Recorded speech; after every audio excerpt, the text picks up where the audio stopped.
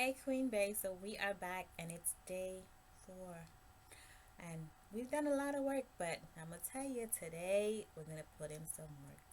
So I really hope that you have that 20 to 40 minutes that I told you in the introduction that you need to set aside to complete your task for every day. So you're gonna really need that 20 to 40 minutes today. If you didn't need it any other day, today is the day that you are going to need it because today we are working on our action plan. Now I know I don't remember which video it was that I said it, but I said like we're not doing SMART goals anymore. We're doing royal goals.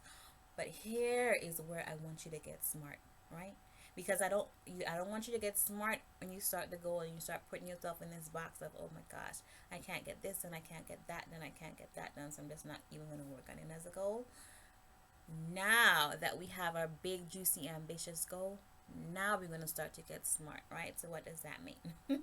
Because I told you I'll stop thinking about smart before. But for today's goals, the goals that you've written down, the 4 goals, I want you to take your 2 goals, whichever 2 are most important to you at the time. I want you to just take 2.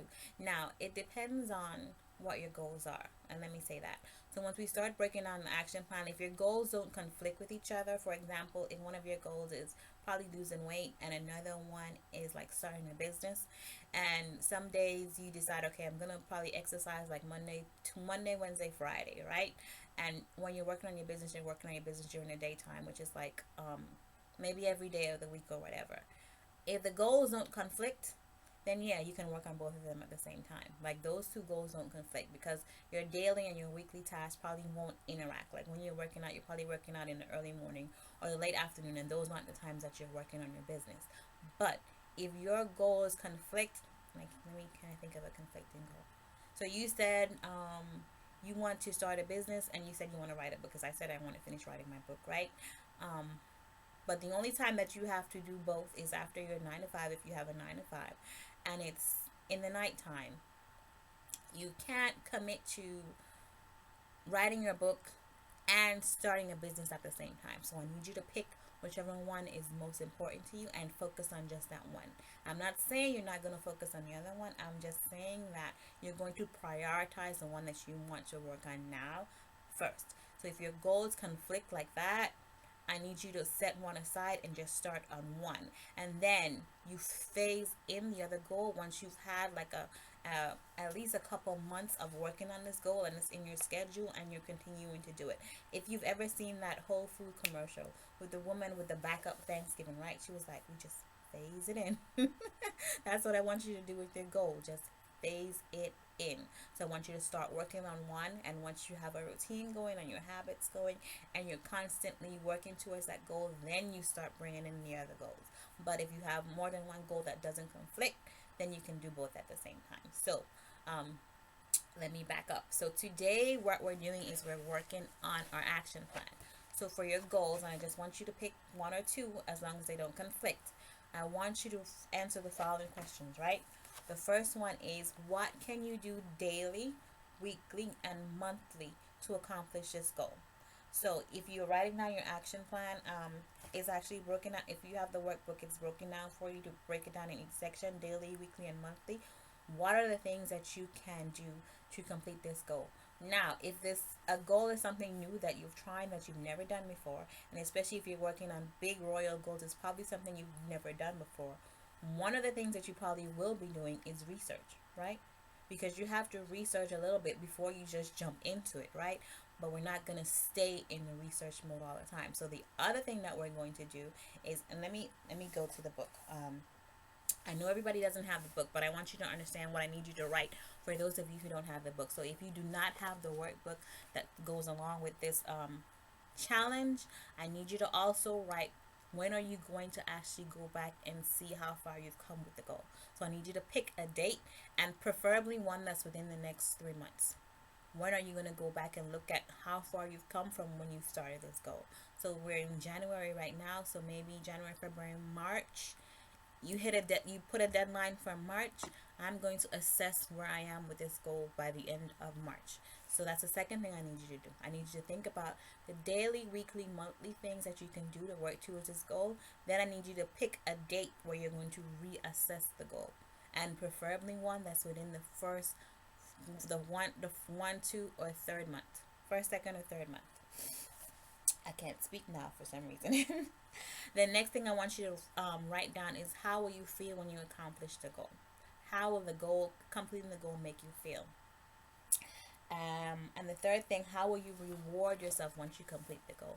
Now, you won't necessarily complete the goal in 3 months, but I want you to pick something anyway of how you're going to reward yourself when you do complete the goal. So I want you to go ahead and write that down. So those are the three things that I want you to write today: the daily, weekly, and monthly tasks that you're going to do every day to achieve this goal. Now, understand when I say weekly, it doesn't mean that every single day you have to do this task. Weekly could be Monday, Wednesday, Friday, I'm going to do these things. Right? That's weekly. Every Monday, Wednesday, Friday, I'm going to do these things. It doesn't mean that you have to do it every day. Just like daily. Daily doesn't mean that you have to do it every day. But every Monday, I'm going to do this. Every Wednesday, I'm going to do this. Every Friday, I'm going to do this. Whatever those things are. Now, when we're talking about royal goals, I will also want you to consider the royal acronym when you're thinking about your action plan, because one of the things is relative and thinking about where you are. And what I said was, for relative especially, you might have to get creative with some of the tasks that you are doing to complete your goals every day. Like for me, I have to get creative for when I'm going to record. Like right now, I'm recording. We just came from church. Like I still have all my get up from church on. Like the kids are downstairs. So I'm recording while they're downstairs. Like I have to get creative on when I can record, right? So whatever it is you have to do to get your task complete, you might have to get creative with it based on where you are in your current life. So that's one of the things about being relative. You might have to get creative because you're considering where you are. So that's why I said make sure you understand what royal goals are, because you have to know it for when you're creating your goal and when you're creating your action plan, right? Because when we're talking about original, we're not going to do the same old things that you used to do when you tried to accomplish that old goal before. You need to start coming up with some new things that you're going to do to work towards your goal. So once you start digging into your action plans, I need you to start breaking it down. What are the things that you can do daily, weekly, and monthly? Then, when are you going to reassess the goal, right? So I need you to pick a date on when you're going to reassess your goal. And then 3, I need you to pick what are you going to reward yourself with once the goal is complete. Now, some of you may say completing the goal is a reward in itself. And yeah, that's a reward, but I still want you to pick something else that you're going to do.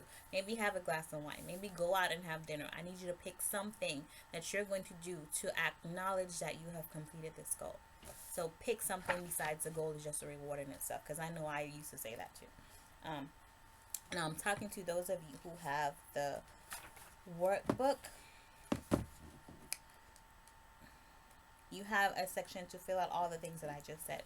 So if you have the workbook, you can go to the action plan section where it says daily, weekly, and monthly tasks, and don't think that that's the end, because you have to flip over that page. See, and that's where you put the other things that I was just talking about, right? Completing this goal will make me feel like, I want you to fill it in. When I accomplish this goal, I will reward myself by blank. You fill it in. Oh, one thing I have to add for the others. My biggest ally and accountability partner to complete this goal is who? Who is actually going to help you complete the goal? I need you to write that down there, because when you're struggling, I need you to be calling this person and be like, look, I am struggling with this goal. I need you to help me out. And I need it to be somebody that you can really count on to help you accomplish the goal. So I need you to fill that out in that section, and then I will revisit the action plan by X. And that date needs to be within the next 3 months. I don't want you to go beyond that, right? And that's the other reason why we're filling out only the 2 goals in your goal workbook. I only want you to fill out the first 2 sections, goals 1 and goal number 2. Because after we pass that 3 months, we may have to either revisit this goal and change up some of the things that we are working on. And you might not have any more space in this section, so you can go to the other goal section and like redo the goal over there if you need more space. And again, for those of you who have the workbook, you can just go to my website if you need more pages, because you have the 4 goal sections in the book. But if you need more pages, just go to my website and go to the shop, and you can get the goals workbook pages. You can just download those for free. You don't have, it's not anything that you have to pay for. You can just go download it, and you will get additional pages if you need more space after you've done like the first 1 or 2, well, the first 4 goals. After you've done filling it out in this book, you can go get more pages on my website. So I gave you a lot of work to do today, right? So I'm going to stop talking and I want you to go and start doing the work. And I need you to make sure that what you're writing down for your action plan are things that you can actually do, or things that you're going to actually make the time to do. Don't just write a whole bunch of crap down on the paper, right? I need you to actually create tasks that you can actually complete regularly so you can start working towards your goal. So today I'm going to give you some time. I want you to go and take that 20 minutes at least that we were going to schedule for this workshop, and you're going to go and create your action plan. Get creative if you must. I mean, if you need to go online and watch some other videos on, oh, what can I do to complete this task, go do that. But I need you to fill it out. These are the things that I'm going to do every week, every day, every month to complete my action plan. All right? So I just gave you a lot of work to do. Get to it.